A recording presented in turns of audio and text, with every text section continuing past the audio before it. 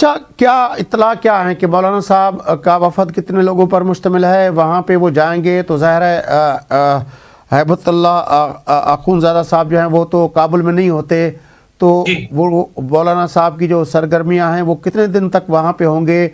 کابل کے اندر کس کے ساتھ انگیج کریں گے؟ پھر جب وہاں جائیں گے اپنا افغان طالبان کے سربراہ سے ملنے، تو اس وفد میں یہ 1-on-1 میٹنگ ہوگی یا ڈیلیگیشن کی سطح کی ہوگی؟ کچھ ہے اس کی اطلاع؟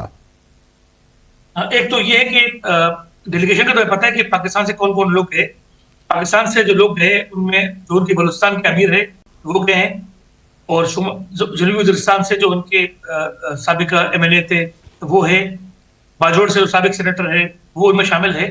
اس کے ساتھ ساتھ جو 3 بڑے مدرسے ہیں، ایک اکوڑا خٹک کے ایک شیخ الحدیث ہے شیخ ادریس صاحب، اور ایک کراچی کی جامع بنو ٹاؤن کے ایک محترم ہے مولانا امداد اللہ.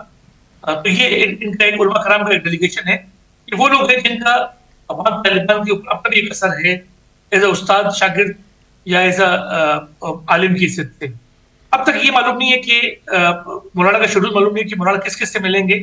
آج تو ان کی ملاقات ہوئی ہے، افغانستان کے جو وزیر اعظم ہے ان کی ملاقات ہوئی کابل میں، لیکن مولانا صاحب نے کچھ دن پہلے ایک انٹرویو میں کہا تھا کہ امید ہے کہ ان کی ملاقات ہوگی قندھار میں مولانا ہیبت اللہ سے.